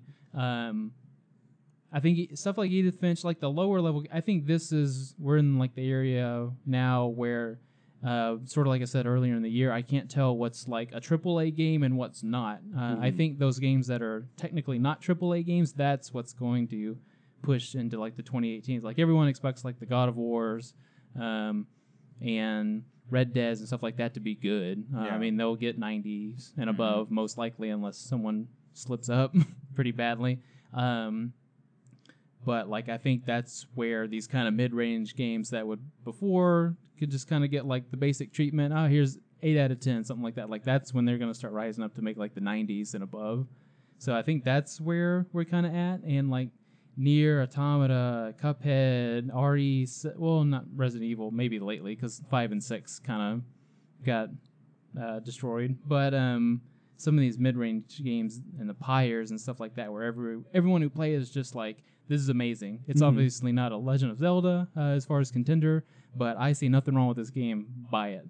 And these like $20, $30, $40 games, I think that's what's going to be like when we look back. It's like, oh yeah, like that's when these games were amazing. Yeah. So I still prefer 2007 to it, but 2007 that's it's my because vote. I have like crystal clear ability to look back and see what's happened since then and still see the remnants of those games in some of these. But I think stuff like Persona 5, which technically is still middle of the pack, it's still not a major Nintendo or whatever franchise, so it's not on everyone's lips, basically, but I think it will be after this one. So I would put, if we're pretending at least, I'd say 98 and 2017 could potentially duke it out for me. I think the big one for 2017 is Horizon. Really? See, I think that one's going to be forgotten I feel like out I've of heard all of them because I think Horizon 2 is just going to destroy it. Like, it's going to be so much I better. can see that. But I haven't even played it, but just like watching people play it and just looking at it. Well, the it's cool like, thing too is that it's a new franchise. Yeah. And a lot, if you look down this list, it's number 2, number 7. 5, yeah. Maybe doesn't have a number in the title, but Right. it's not the first of that franchise. So Yeah, I don't know, this year was just like, it's one of my, like, these are all That's- great games. It's just like one of my least favorite years of games. Like, Oh, I this just is like by haven't far gotten my- hooked on a game this year. I've been, probably like, my favorite. Every like 2 months, I've been My switching favorite to in a the game last I play. several years. So. Yeah, for sure. Yeah, I don't know. Well, yeah, any game probably from the first. I'm assuming you just went Metacritic rating. I went Metacritic, and then I went down until I hit the mixed numbers, and then I Googled the releases and kind of skimmed them. I would imagine any from like the first 10, except for maybe the fighting games, because that's still like a subgenre to a lot of people. Mm-hmm. Any one of those games could have won Game of the Year from the past like 2 or 3 years. Yeah. That's very true. Aside from anything beating The Witcher. Oh, I forgot The Witcher came out. That's a weird way to 2007 announce too. Uncharted. Well, no, What? The original Witcher came out 2007. The Witcher. Oh, Uncharted 4. Yeah. No. Oh, no one cares about that game. Oh, okay. It's cool. Yeah, so the looking back on it thing is interesting because I think that's when you have to start looking at gameplay and not just the game in particular. How Right. different mechanics, like for instance, BioShock is the atmosphere. That's what makes that game still great today. Like the things in 07. And I was going to say 2017 has kind of a hindrance because of the multiplayer in its games. But then when you were going over the list again, and I was looking, I was like, oh yeah, the Fortnites and the PUBGs and stuff, like people are going to have fond memories of them, but those games are going to be dead, you know? It is the Marios and the Personas and the games that you can go back to and still have that full experience that you had day one. Yeah, I think P5's art style holds up. Will hold That up are really going to be well. strong. Yeah, same with, that's what I'm saying, like Zelda and Mario's will as well. I think Nier's will too. Nier is really good art None of these direction as games well. like just grab me for some reason. And 2007 is like every game that's coming out was like, holy shit, it's the next 'cause greatest thing. Holy all shit, it's the four of next those are greatest exclusive on stuff you don't have. Well, and two, you're probably at a different point in your life where you can't thing. play. But there have been games that come out that Yeah. make me want to buy a system, Yeah. and there hasn't been a game come out on any of these that are like, oh man, I got to get this system and play this game. Oh, wow. I mean, I bought the Switch for Splatoon too. So You buy everything. Same. You're like, oh, there's a game that came out on this system. I'm gonna buy it. that's fair. Yeah, so to lock down my personal choice, I still think 98 has it. I personally think 2017 might be my favorite year for gaming. I've enjoyed these games so much, and I have put so much time into them. And I don't have time to play like a bad game because if I'm a few hours in and it's kind of bad, I'm like, there is a whole bunch of games that I've heard are fantastic that I haven't even got to yet. That'll all be great to play, and I'm just gonna hop to that. Yeah, when in a year when Divinity Original Sin is my backup game, just in case something sucks, or Yeah. I get tired of it, or just don't latch onto it, and it's like what, a 94 on Metacritic, 93, 94. Yeah, I think it's a 94. I mean, if that's your game B, I guess, then pretty good year. And I think also 2016 was kind of a struggle in some departments for games, so it made 2017 a little bit better because immediately, right off the bat, you get hit with like RE7, and Right. then it's just a foot race and through like March and May, and then there's a little bit of a lull in the summertime, but that's when you could pick up stuff like Pyre and games that have kind of been out, but obviously flew way under the radar, and some fighting games like Tekken and Injustice. Yeah, and there was stuff I left off the list, just things that I didn't think were going, like For Honor and things like that I just don't feel like are going to hold up later down the road. But yeah, I would still pick 98 overall, I think.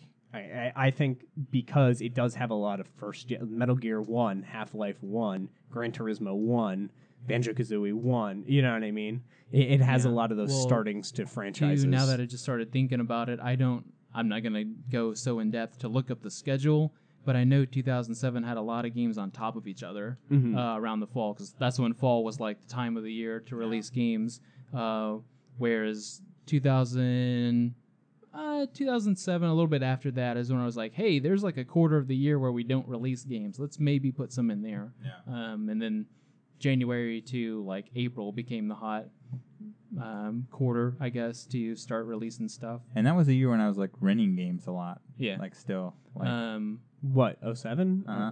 Oh. But that's why I give 2017 so much credit, is because it was one after the other. After, like, there was almost not a point unless you didn't want to play games, unless you only play games when they're released, I guess. There wasn't a point where it like slowed down at all. That's the other interesting thing to me, the opposite. for 07 is like I played Mario Galaxy when it came out. Didn't play BioShock. I played BioShock like a year or two ago. I played COD 4 and Halo 3 and God of War 2, I guess. But like a lot of these were games that I went back to a year or 2 or 3 later, and they just still has, like, held up. 4 of my like most played games ever. Like God of War 2, one of my favorite games. COD 4, Pokemon Diamond, Halo 3, like games that I've put way more time in than any other game, like hundreds of hours. Mm-hmm. So I don't know. And I could still go Also, back and play a lot too, of at these least games. for this side of the table, 2007 was our first year in college. Oh yeah. So games like Halo 3 was just like that was, if you didn't play that, Yeah. I mean, that's, especially Call of Duty, Mhm. being on there as well, that's sort of the moment when, like, the jocks and the nerds and all those people could, like, talk about games with everyone's playing Call of Duty and Halo Right. and stuff like Yeah. that. Like, it didn't matter what you did or Yeah. dressed like or all that stuff. So that's kind of like, It's at least crazy, in our like- experience, socially, that's when it was like, at least for me, it was like being on the 3rd floor of the dorm and people are racing up. Oh man, you playing Halo? Yeah, we'll link Yeah. in, do like a big system link sort of thing. Whereas high school, you get a little bit of that, maybe between classes or whatever. But it was different when you're an adult, Right. which is what we technically were at that point. Yeah. So. And this also like when online gaming like blew up. Yeah. Was like COD 4, Halo 3. Yeah. Like, when it exploded, like everybody was on. Yeah, Xbox Live. I personally got us past, at least in our sophomore dorms or whatever, or freshman dorm, sorry. I got us past the block on the online restriction that made it so we couldn't play online games. I basically overrode that for my dorm, and I was like the hero of the dorm, so that allowed us to play some of these things. Yeah. So which one would you pick, Kellen? I'd still pick 98. 98. Yeah. All right. So that didn't do anything. We have the same exact answers we had before. It's too new. It's really hard to do. Yeah, that. no, it is hard to tell. Like I said, I think that it's going to take until 2018 and 2019 when we see these styles tried And I to never be played these copied games. and kind of failed. Well, and it's some also hard to beat experimented on. Half-Life and Pokemon Red and Blue. So That's true. That is very true. But yeah, it's been a great And year. those years aren't tainted with games as a service and loot boxes and all this like stuff going on where That's it true. can We kinda we dampen. live in the negative. Like when we look at 07, you're not like, man, I hated that one game I got and it was terrible. Like Pirates versus Ninjas Dodgeball, that game was awful. But we don't think about that. So right now, we're still it's a game. I have it. But right now it's not great. we're still in the middle of it where we do remember the games that were soured on and we remember the issues we have with things. But yeah, in 10 years or whatever, we might look back and just be like, everything was perfect that year. Nothing ever crashed. My Look internet always let me play Destiny 2. Yeah, look at all these great games. There wasn't frame rate issues. 4 hours to start playing that game. Why did it take you so long? There was like this bug on the PC, like the moment it came out. I didn't have that problem. I had it like pretty quick. Well, like Get a third better of the- PC. A third of the people. It wasn't about the PC. Get a It was better. about it just like downloaded wrong, and it would try. Oh, to you had to do the repair or whatever. Yeah, it would try to connect to your Wi-Fi and your wired connection, even if you didn't have a wired connection.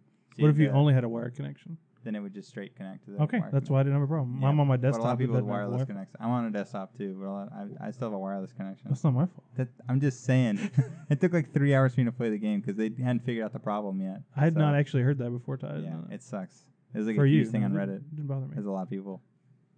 Fuck you, Kellen. I literally Alright. had never heard that before, though. On that note, let's move into the releases to close out the show. This is going to be a doozy. Good God. But as I said before, Gareth I'm did the taking this. write-ups one last time for the releases. There is a fake game in here, so There's we also can. 5 pages. Yep. So we can try and figure out what the fake game is. You got I speed run. I don't speed anything except in my Um, truck. I do go really fast in my truck. and then I just want to point out that next week on the show we're going to be I wonder how many times we talking can about interrupt the. Kevin. I mean, we can keep this going a lot of time. Yeah, you'll figure it out next week. All right. That's what you think. What am I doing? You're reading all those. All right. December 4th. Government Simulator for the PC. An economic and political simulation based around real-world data. Take the reins of nations like USA, Germany, France, Russia, or Austria, set the laws, tweak tax rates, all that good stuff. Fake. That sounds pretty real, actually. December 5th, 9 Parchments for the Switch. 9 Parchments is a cooperative blast-em-up game of magic mayhem following a group of dropout wizard apprentices who decide to skip their training for a quick path to the 9 Parchments. As the wannabe wizards rapidly discover powerful new spells and ignore all safety aspects, it's natural that their hasty progress results in lots of unwanted deaths. I can't believe there's 40 of these. Huh? So many of these. Okay.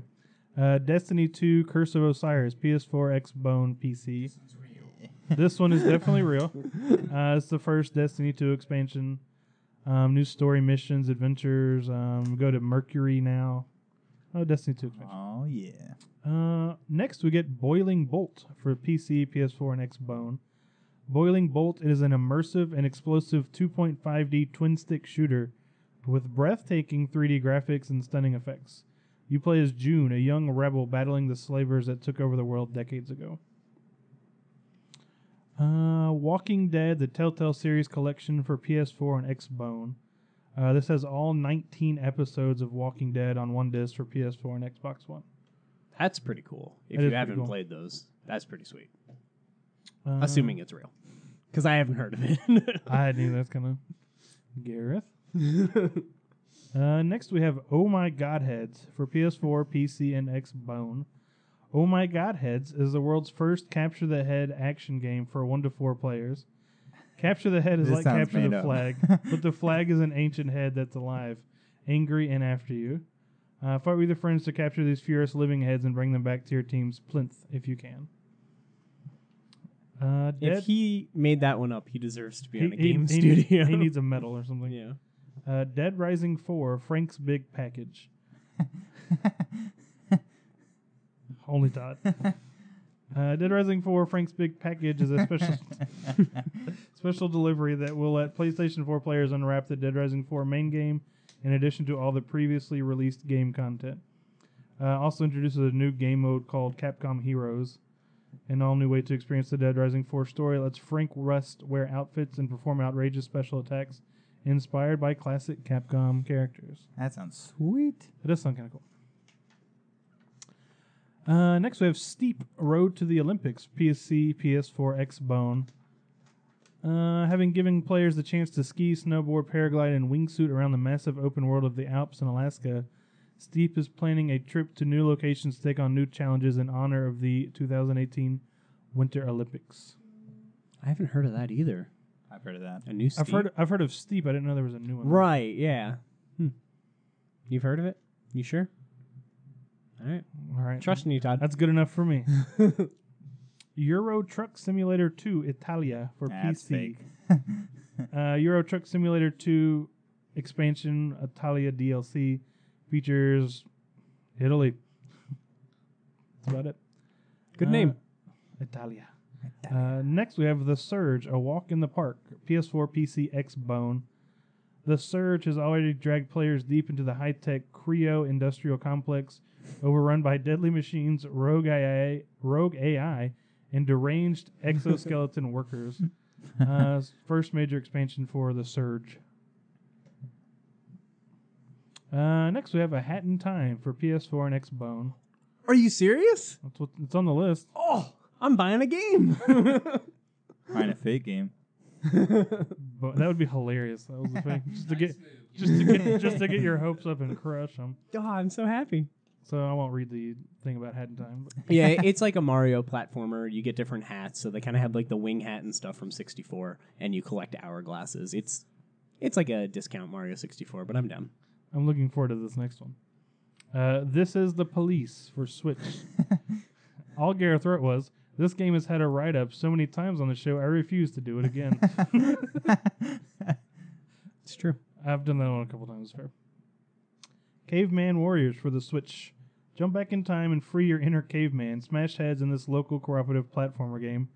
Play solo or team up with up to 4 players, inspired by games like New Super Mario, Joe and Mac, Metal Slug, and Trine. Horizon Zero Dawn Complete Edition for PS4. It's Horizon with its DLC, basically. Yeah. December 6th. Checks out. That one's coming out. December 6th, Jack X Combat Racing for the PS4. That's true. That's true. They just announced this like today. Yeah, I saw that the other day too. Mm-hmm. So Jack Racing coming to PS4. Next we get Chaos of Deponia, PS4 X Bone. This long-expected sequel to the critically highly acclaimed and lavishly praised Deponia, the player enters round 2. Chaos on Deponia turns out to be even wackier than its predecessor and instantly puts the player under its spells. After the events of Deponia, it seems that Rufus came to his senses. He's grown prudent, amicable, kind, and caring without any intention to cause major mayhem just to further his own selfish ends. Next, we get Remembered for the X-Bone.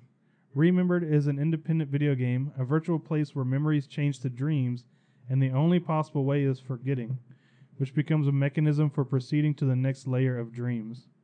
That can't be real. It's an Xbox exclusive. Next, we get Jack 2 for the PS4 and Jack 3 for the PS4. Yep. And those are real. That's nice of them to do. Yeah, I'm kind Put of all glad they of did those that. out. 'Cause I got the first one, Mhm. whenever they redid it. Hadn't played it, though. It's good. December 7th, ACA Neo Geo Top Hunter for the Switch. The dreaded Claptons are on the loose, turning peaceful settlements into ghost towns. Searching for the price of the Claptons' heads comes the cosmic bounty hunters, Roddy and Kathy. Do these two have what it takes to save the universe? Can they work together without competing for the rewards themselves? Their fate and the fate of the free universe is in your hands. Slain, Back from Hell for the Switch. In Slain, Back from Hell, players control the fate of Botharin, a doomed hero in a gothic world who seeks to liberate 6 cursed realms from 6 deadly overlords. Next, we have Riptide GP Renegade for the Switch. Wave racing used to be all the rage, but lately has become dormant in gaming. Freaking Gareth. Reignite wave racing on the Switch. It's a water-based racing game. Yeah, he told me there was a lot of Switch ports this week. Yeah, so far, so good. Next, we have Shadow Hand for the PC. Shadow Hand is a digital RPG card game that anyone can enjoy. It is a single-player game which you play as Lady Cornelia Darkmoor, an aristocrat who disguises herself as Highwaywoman Shadow Hand by night. Customize your character with a wide selection of clothing, weapons, and special abilities, all of which affect gameplay. The game itself involves strategic card play, both to gather resources on puzzle levels and to fight AI enemies in turn-based combat. Next, we have Vostok Inc. for the Switch. Twin-stick shooter set in space about a corrupt, narcissistic yuppie out to make as much money as possible. As the new CEO of Vostok Inc., you'll pilot a ship in a bid to become filthy, stinking rich. Explore and exploit over 40 planets across 6 different solar systems as you pursue your wealth and do things. I know I've said this before, but I don't know if Gareth's good at this or we're real bad at this. But I'm really struggling with picking which one of these is favorite. I've got 2 full pages to go. I mean, I haven't been there. Dimension Drive for the PC and the Switch. Dimension Drive is a dual battlefield shoot 'em up with a teleportation mechanic that seamlessly combines shooting, puzzle, and defense mechanics into a comic book-styled sci-fi space opera set in a multi-dimensional universe. Good lord. That sounds fake. That's my choice. way too involved for a Switch game.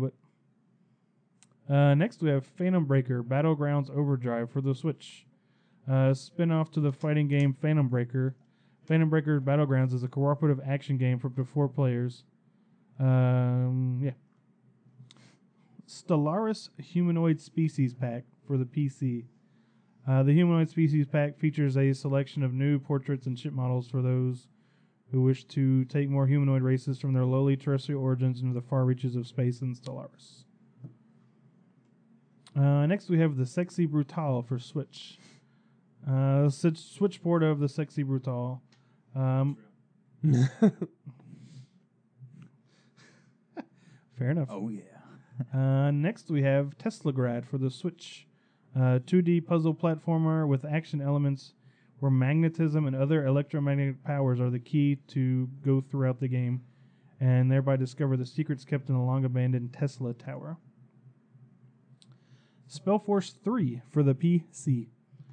Spellforce 3 goes back to the roots of the Spellforce saga and combines the RTS and RPG genre in a unique way, all in real time. Next, we have Human Fall Flat for the Switch. So another Switch port. They're everywhere. Yeah. I was curious if they were all scared of Mario. They're just all. I mean, he's weighted not. to- He's kind of violent, but he's not that scary. He'll jump on your head. He will steal you with his hand. That's also true. That's a lot scarier. That's significantly scarier than having somebody jump on my head. Next, we have Embers of Miram for the Switch. Two very different creatures are forced together, forming one hero by an ancient power. Their new savior has the grace and power of each race, as well as the ability to split into light and dark embers. Each ember can be controlled independently in this adventure platform across a stunning and fantastical landscape. That sounds cool. December 8th. Battlestar Galactica Deadlock for the Xbone and the PS4. A console port of this Battlestar Galactica game. Next, we have Hello Neighbor for Xbone and PC. This unique take on the first-person puzzle genre pits players against their creepy neighbor's house full of traps. The AI learns and adapts to your playstyle, making each experience unique. Next, we have Tokyo Xanadu EX Plus for the PC and PS4. Action RPG game set in Japan where Tokyo was destroyed in a colossal earthquake. 10 years later, a sense of normalcy has begun to emerge again. However, the damage has been done. A newly rebuilt city lies within another sinister world. Next, we have Cataclysm for the PC. Cataclysm is a dark sci-fi action RPG set in the aftermath of a massive quantum cataclysm. Every living being quickly lost their mind as their memories and bodies were merged with alternate versions of themselves from parallel universes. Paladin for the Xbone. You are Earth's last hero. Defend civilization from annihilation, protect the cities, destroy the aliens, and upgrade your fighter. Drive back the vile invading scum and save mankind in this frantic twin-stick shooter. Next, we have Tennis in the Face for the Switch. Switch port of Tennis in the Face.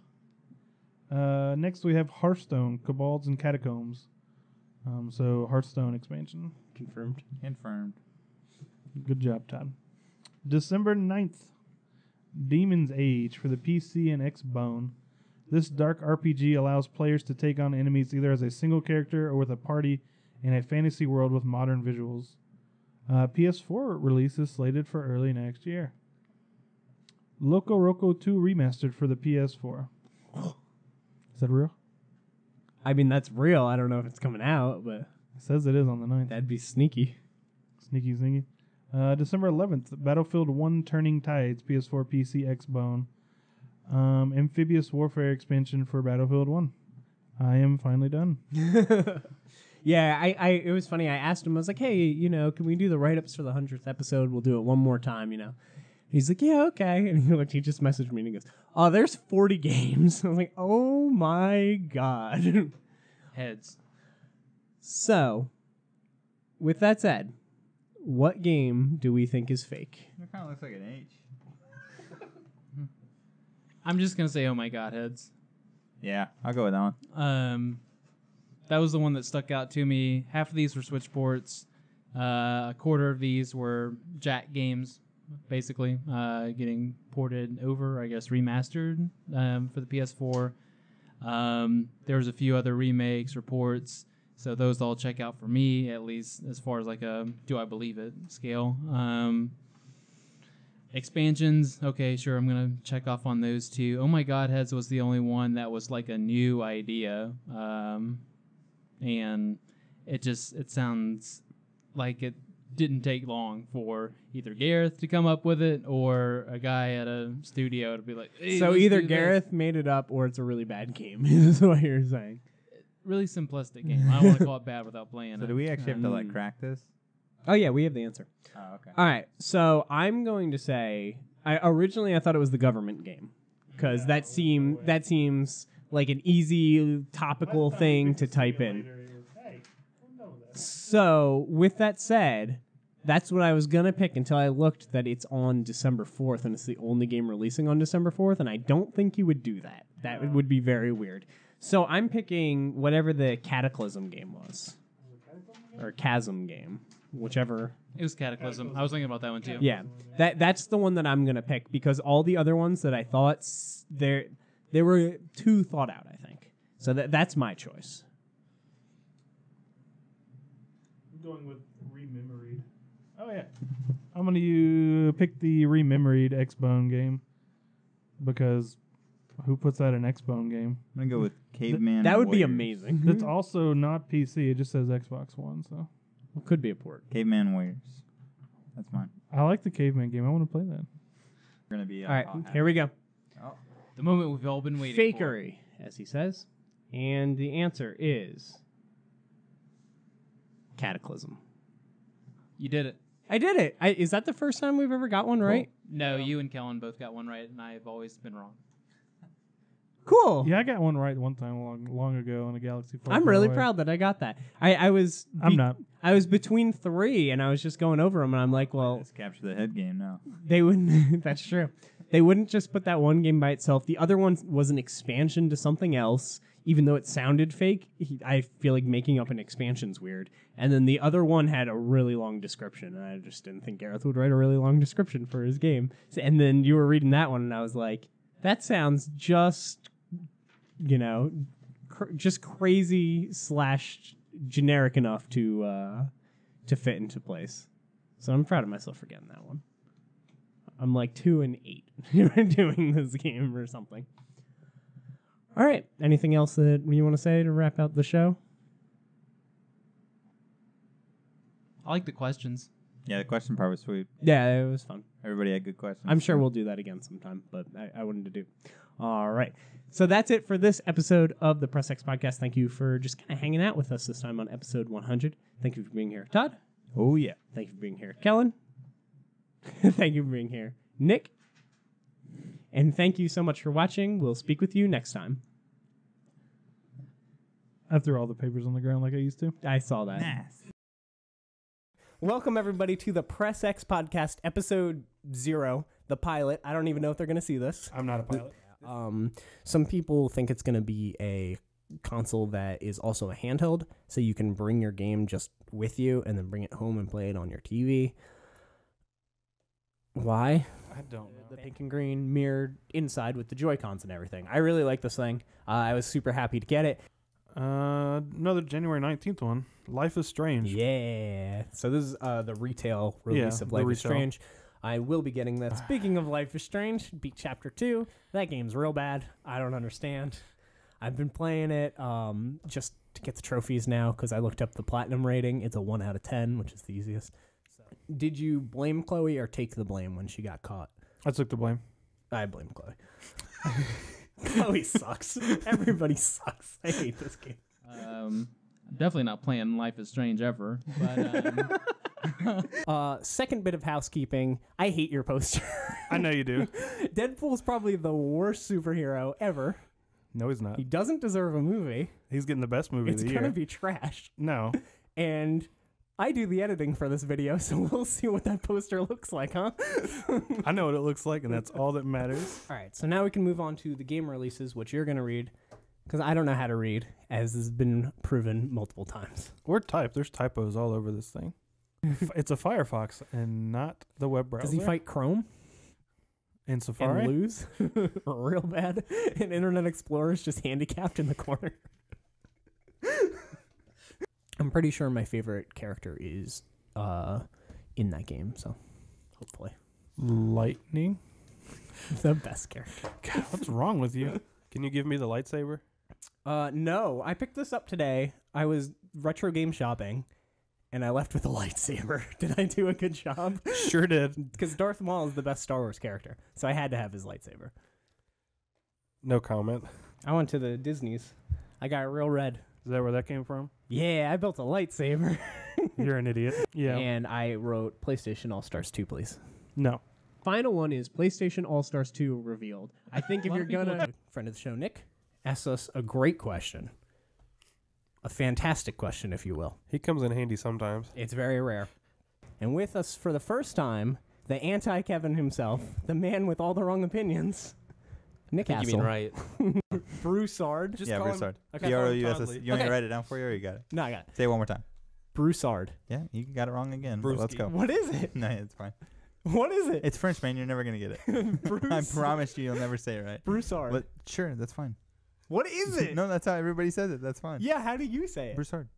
You're saying the same thing as me. That's what you think. Just continue. If you spill that, I'm going to kill you. We're good. Let's go. Septa. Suggesting my nut through my shorts. You might get a shot at my nut. Leaving that in. 100%. I'm very interested in, I think, Goat Simulator or what, garbage. Oh, that game was so much fun. Oh my gosh. I put a solid 15 minutes into that game. I was just really excited to talk about Battleborn. Yeah, Why? I'm excited about a game this week, but whatever. Are you done? Yeah. Can we start yet? You can start. From it, yeah. Kind of a mindless It's just a Will Smith action movie. Yeah. Do you like it more than Batman v Superman? No. Definitely not. Okay. Until Dawn, I punched myself in the face. It's so immersive. So lots of space things to bang for the most part. I played Mass Effect 1, 2, and 3, Yeah. and not once did a character remotely ever talk to me about anything relationship oriented. So You gotta go after him, man. You can't just be passive. No, that didn't happen. We have the championship belt, the Press X champ, Why is it a T and not an X? because that's the logo and there's an X in there. You're the worst. Anyway, so here's our new belt. I liked it. I am the Oh, champion. you gotta wear it, champ. Put it around your head. I already Can it tried. It even fit around doesn't fit me. It's like this short. It's not gonna fit either of us then. Yeah, if it Doesn't doesn't matter. fit you, it's definitely not fitting you.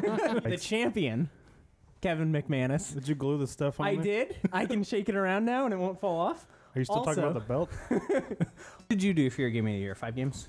Top 5, 2 honorable mentions. Did you play 5 games? Played 7. All right. We're gonna get some P4, P5 crossover side games. We got to be getting P5 An arena, yeah. We have to. It's a lot of characters. We haven't even though. got P5 yet, so how do you know? We Some should've. people do. Well, Some people have had it for quite a while. Basically, we will be playing a game with some sort of either handicap or something along those lines. I play every game with a handicap. It was a nice change of pace. I'm tired of talking about the Mass Effects with Nick over there and the League of Legends with Kellen. So it was a nice change It's to all talk good. to somebody who actually likes Final Fantasy and good games. Is Metal Gear Solid 4. The last fight in that, I think, is probably a perfect way to end a boss fight. I really, really, really enjoyed that, and I feel like it fit with the theme of the game and everything. It So was that would be super, my choice. Cinematic, like Yes. something out of a movie, like an 80s movie for the most part. 100%. I'm fine Shirtless with dudes punching each other for the most part. With all their energy. Yeah. I was like, oh, I'm Clones playing of right each- now? I haven't played for the past 3 hours. Why do I get to play now? And with me, Craig, who brought over his Switch. Do it.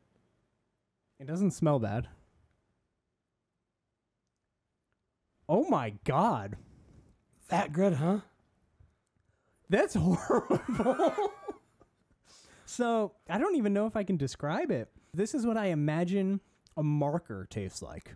Like, if you were to just, like, marker your tongue, I'm pretty sure that's what it tastes like. That was a bad idea.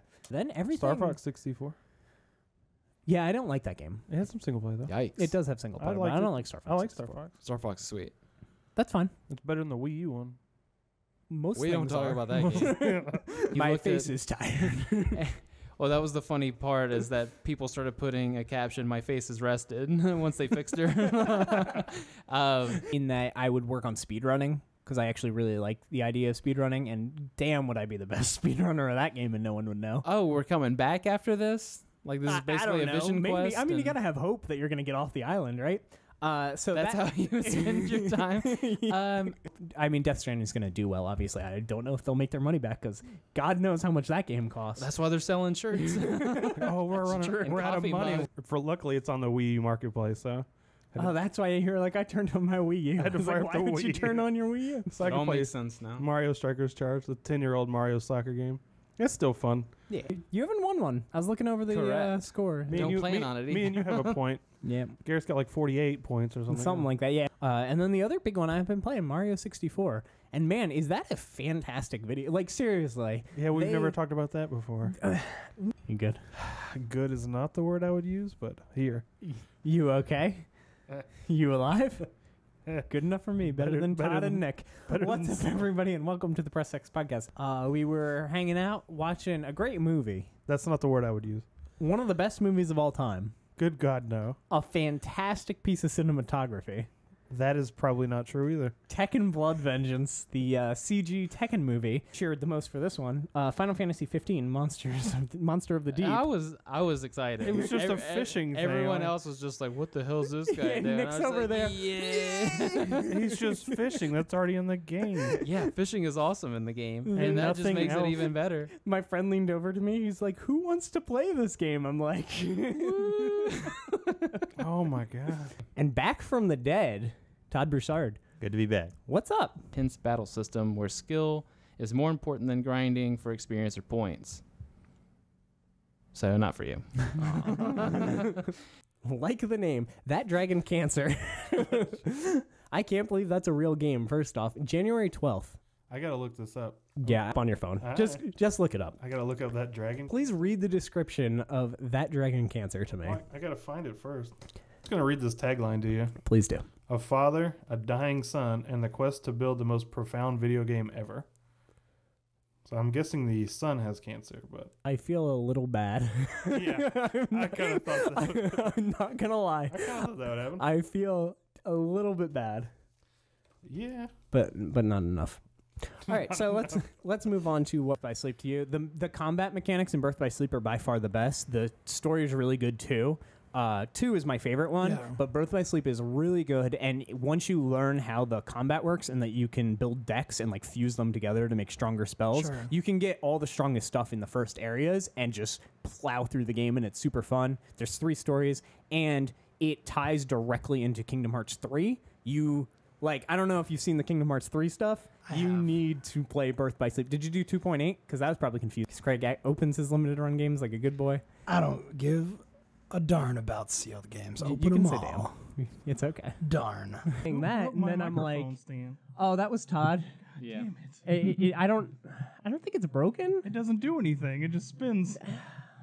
Todd's a terrible It human being. was definitely Todd. He claimed it went flaccid and couldn't fix it. So Doing 3 control your raids. mic, man. Doing 3 raids a week. You can tighten in it so it Destiny. doesn't do that. Tighten it's staying flaccid over here. What's going on? But yeah, that's it for me for now.